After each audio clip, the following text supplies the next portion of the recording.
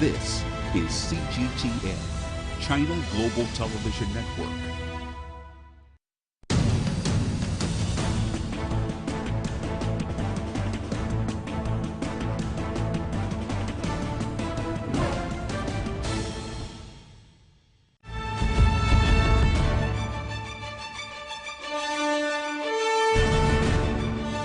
What's the difference between the MPC and the CPPCC? CPPCC actually is the top political advisory body. It stands for Chinese People's Political Consultative Conference, while MPC stands for National People's Congress. It's our top legislature, but it's different from the Western parliamentary politics. And how are the delegates chosen? I think it's based on the process of a merit-based selection. It's not through competition. People got voted into the office not through campaign speeches, for example. So we are different from the Western institutions. But that doesn't mean it's the rubber stamp. Yeah. But so how are the proposals that come out of it different? I think it's a matter of how to use the social media, for example, WeChat. Oh, yeah. Okay. And what about transparency? Well, transparency is a very important issue. Taking the State Council Information Office as an example, they started to train spokespersons and let them know how to act wisely to manage public crisis. And delivering white paper is another issue. So not covering things up, that sort of thing. Sorry, time is up. Okay. Thank you. See ya.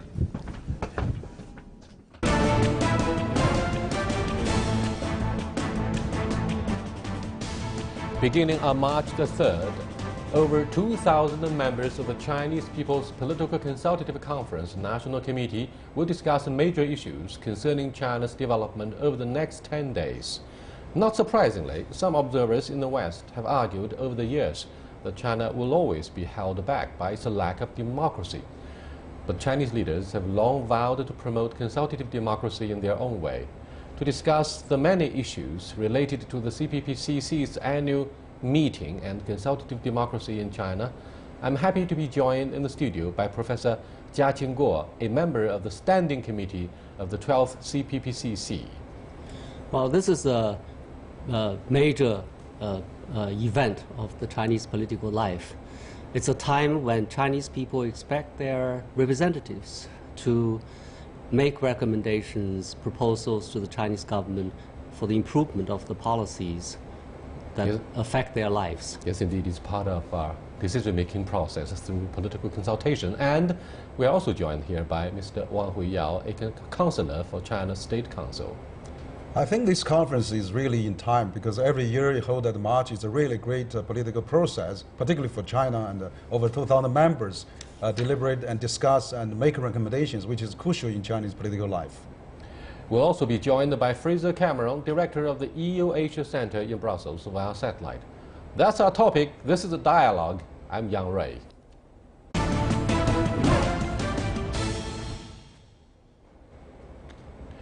Welcome to our live discussion here. Professor Jia, you were there attending the opening ceremony of the 12th CPPCC National Committee plenary session.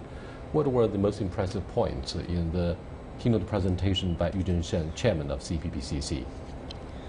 Well, first, I think during the past year, the Standing Committee of the CPPCC, as well as the National Committee, made a lot of efforts, a lot of proposals to the Chinese, make a lot of proposals to the Chinese government for improvement of policies. And many of the proposals have been examined and taken seriously by the government departments. And some policy suggestions became policies themselves. So this is quite exciting to see that your efforts are not done in vain. And also, we also reflect on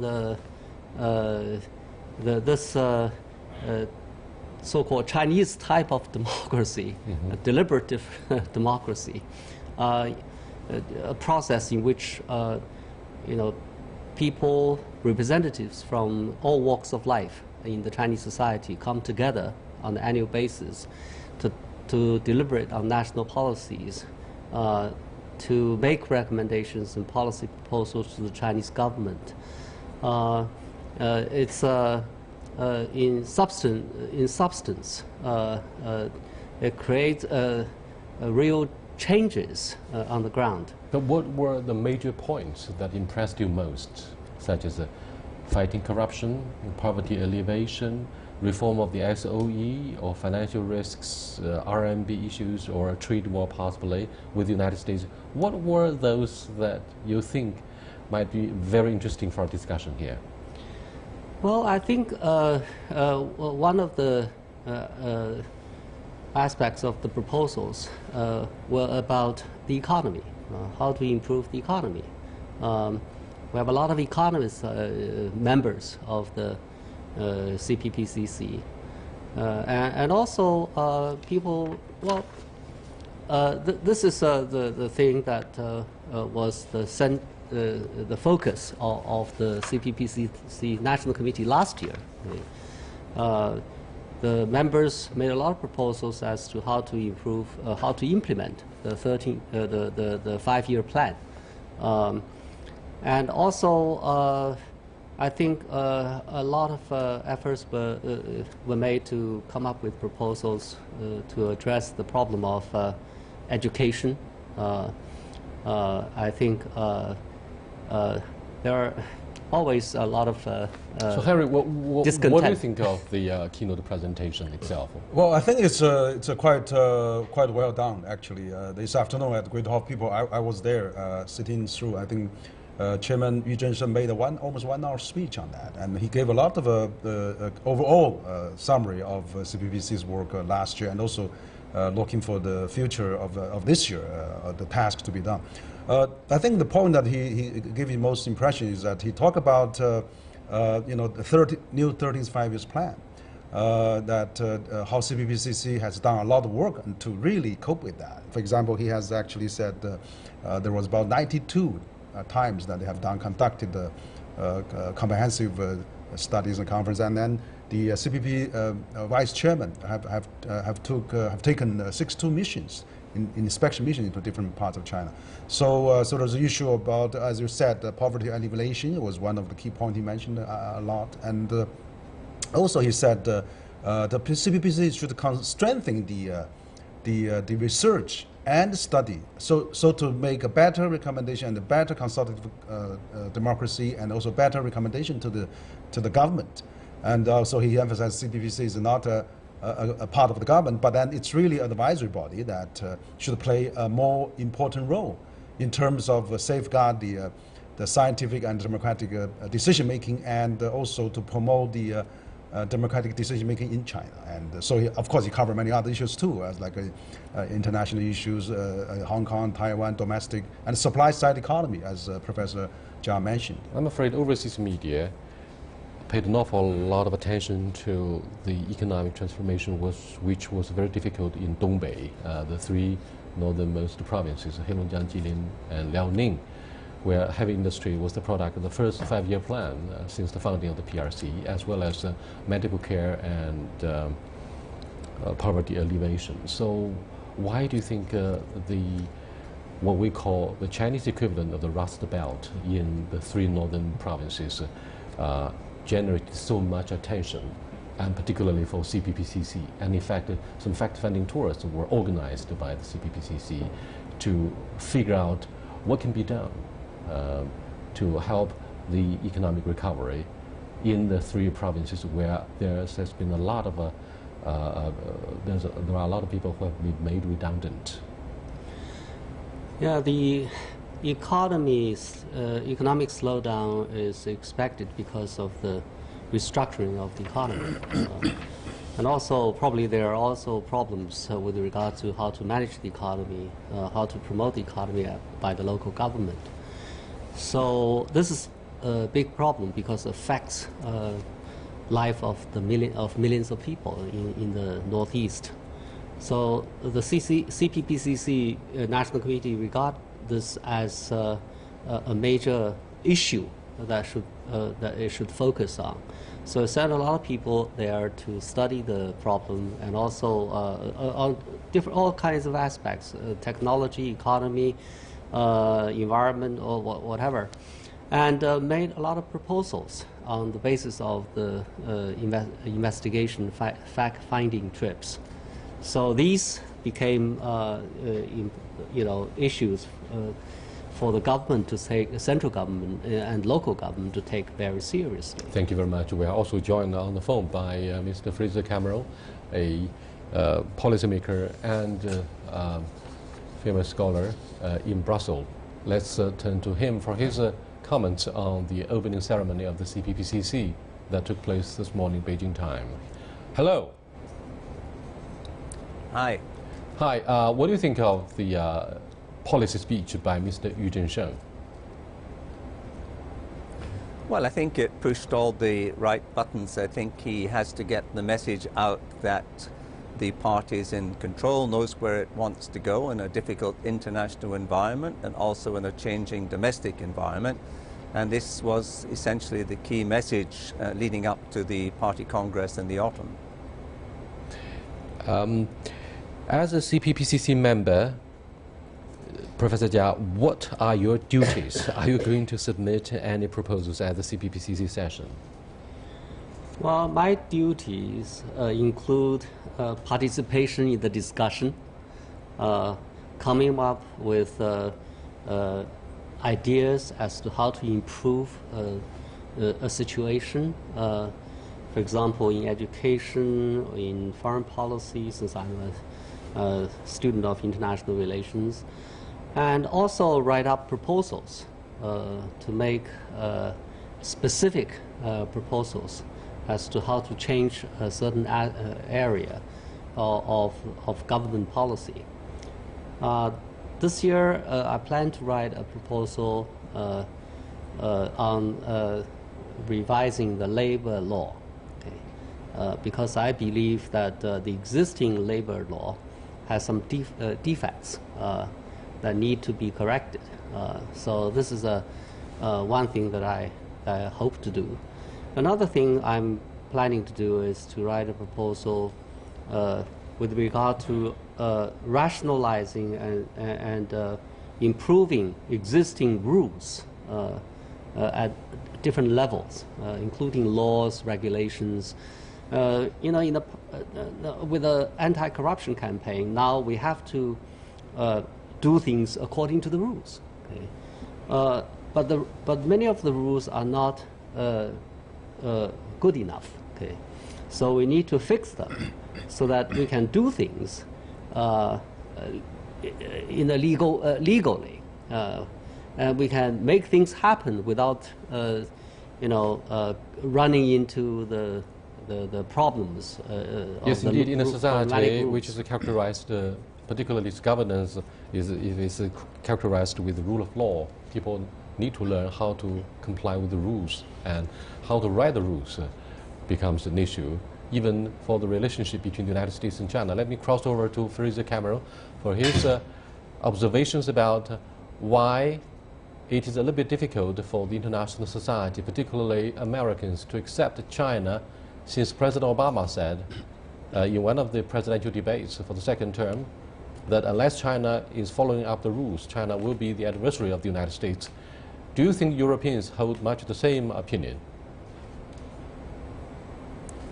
No, I think it depends on how one defines the rules. There are clear rules of the international system relating to WTO, for example, or IMF and so on, where China has by and large respected the rules. There might be differences between the EU and China, but that is to be expected. There are differences between the EU and the United States as well.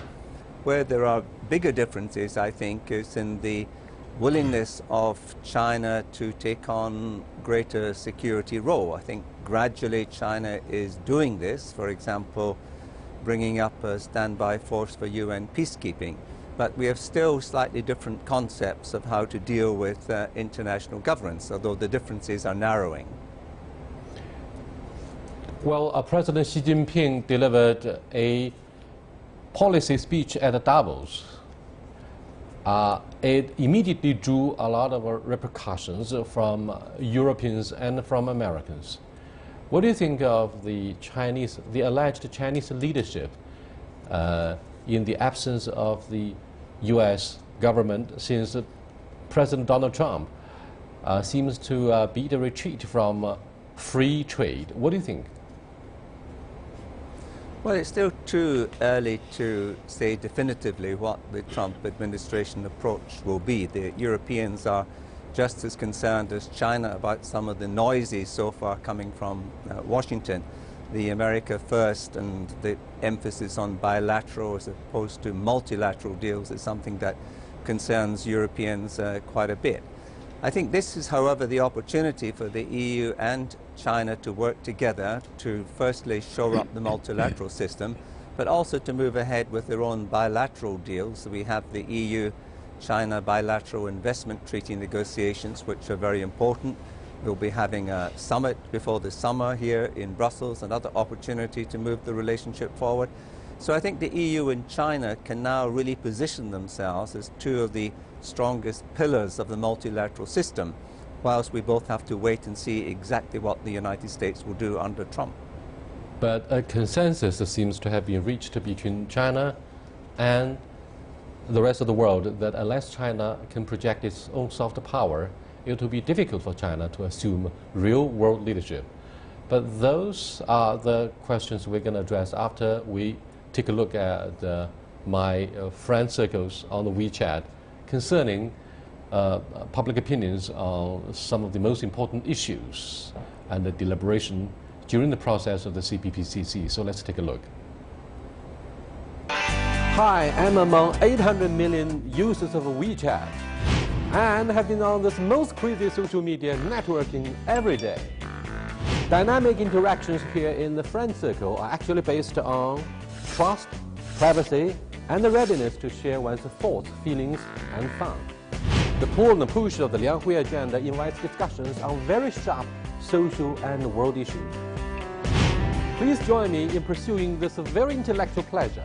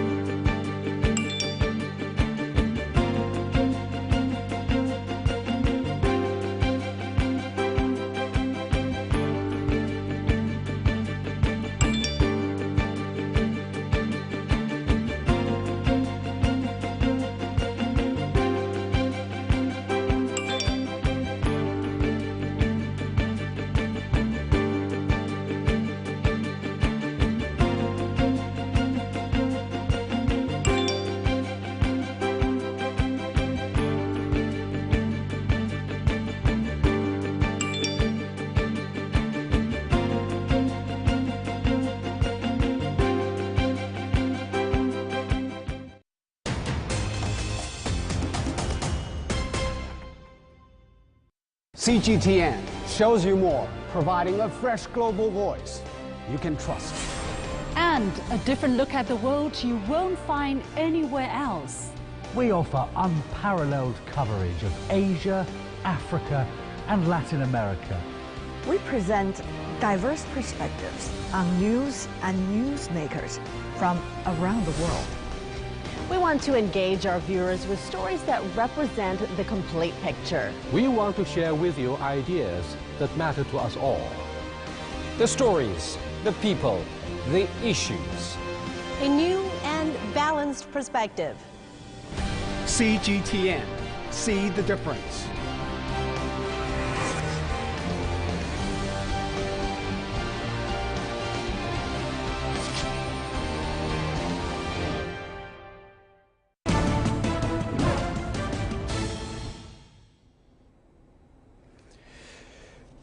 some of the Western observers accuse China of lacking democracy. They say the CPPC is none other than a symbolic organization which does not have any political teeth. In other words, they tend to describe CPPCC or NPC as a rubber stamp Harry. Do you agree? Well, I think they probably, you know, they haven't lived in China, a lot of people, but I think it does reflect a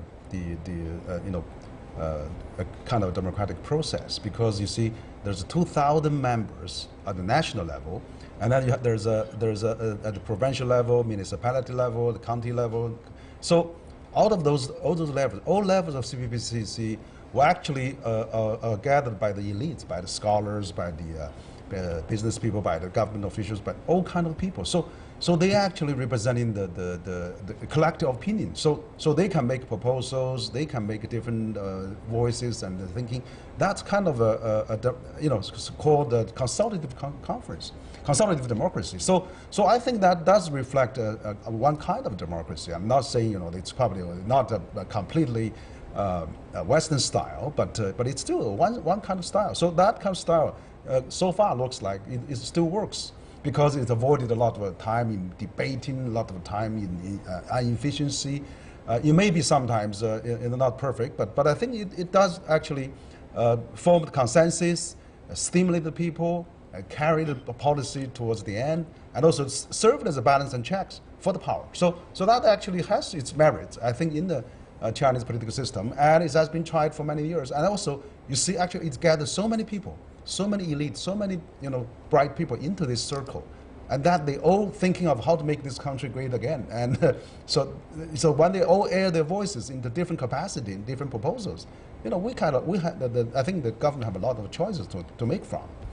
Professor Jia, do you think the soft power of China would largely depend on what we call consultative democracy, instead of having competitive politics like parliamentary politics, where you have the opposition parties and the ruling party and the opposition parties would always fight constantly, like what happens in the British Parliament? Do you think we can navigate our own course differently, and that can be accepted by the international society?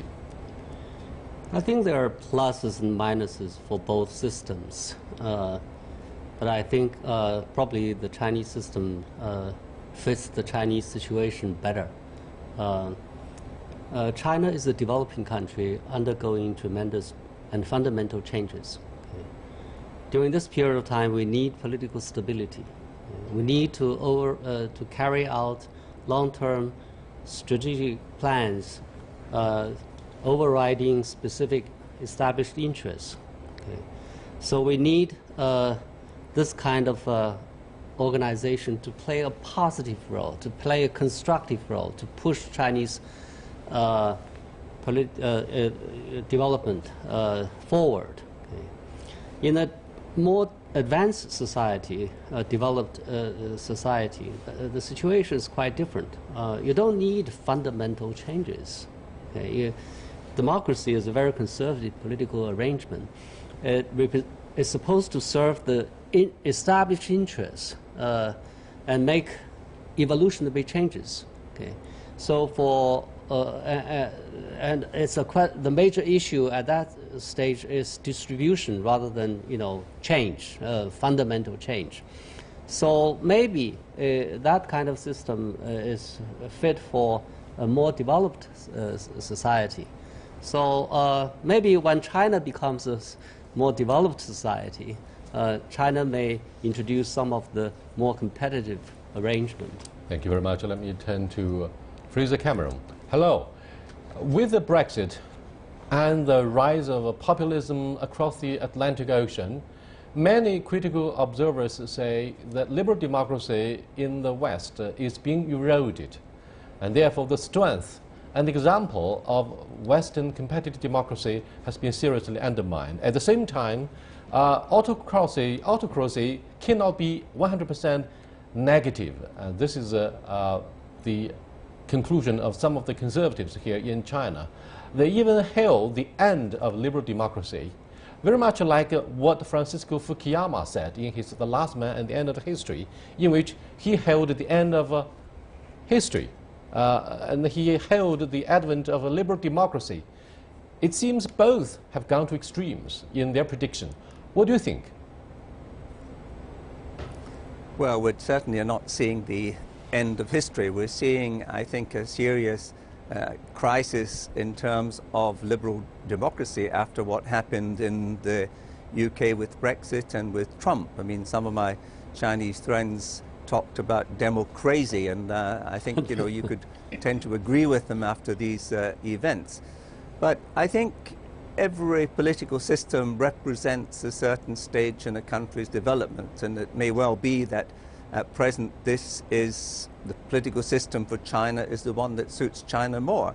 I mean, I personally, as a friend of China, think they could be a little bit more open, a little bit more transparent in their decision taking. There was some problem yesterday with a BBC film crew trying to film someone going to the CNC, which didn't reflect very positively on China. So I think being able to just be a little bit more tolerant of dissenting voices would actually help the leadership rather than trying to keep a complete control on everything. Let's go back to the current CPPCC process, a political process that takes place every year and captures a lot of media attention. Do you think more can be done seriously to promote transparency regarding this political season and political process? Fraser, I'm asking you, do you think more can be seriously done? Sorry, you're asking me. Yes, I certainly do. I think for the Chinese population, I mean, the Chinese are facing the same problem, I think, as other countries in terms of they look at government elites as something being different from them, being far away from them. So you have to narrow the gap. This goes for Beijing as it goes for Brussels or Washington. And if you can demonstrate at the highest level that there are different voices and the government is listening to them and taking them into account rather than producing the image of just one monolithic party machine, then I think that would increase the acceptance of the political system in China. And that, I think, is what everybody wants to see, particularly those in the NPC and the CCP. Thank you very much, Fraser Cameron, for being part of this dialogue. Henry, I've done some homework, and some of the observers pointed out that, for example, members of the CPPCC were hardly given enough time to review the budget plan, and therefore they could not come up with any suggestions to rectify, to improve the budget itself. And therefore, the organization of CPPCC has been described as more symbolic than substantial. Do you agree? Well, I think there are certain, rightlies there in that kind of questions, because you see, CPPC has been going on for the last 60-some years since China was founded, and I think that the component who made up CCP, the constitution, constitution which they select the members or recommend their members to be CPPCC, maybe needs to be updated. For example, there's 8 democratic parties, and there's a certain groups of different fraction of the society, and that component, that structure hasn't been changed for the last 60 years. So probably we need more. For example, now we have 60 years ago there's no legal profession in China. Now we have a huge legal profession. So maybe they are more professional lawyers. They are professional, but can they think independently? Can they say no to Yeah, exactly. Because I think currently so many members of CPPC maybe are busy with their own work. So what I'm saying is that let more professional people coming out to probably participate in the CPPCC process, so that they can make a better work on that. They can make a better consideration and recommendations. For example, also 30 years ago there's no returnees. Now there's 5 million returnees now, and their representation in the CPPCC is also very small. So the representation and composition of the CPPCC should be updated, and that's my opinion as well. Yes, indeed. The return of thousands of scholars and students from Europe and the United States will definitely make a formidable political force in the future. Well, I'll see you next time. Until then, goodbye.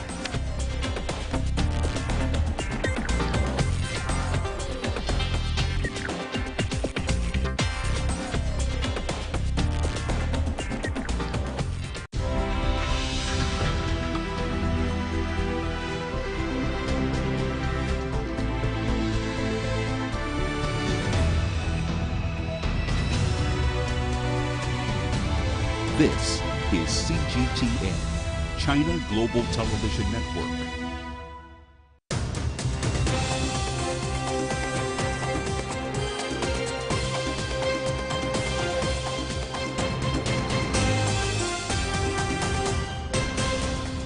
Good evening from Beijing and welcome to The World Today on CGTN with me, Jiao Yang.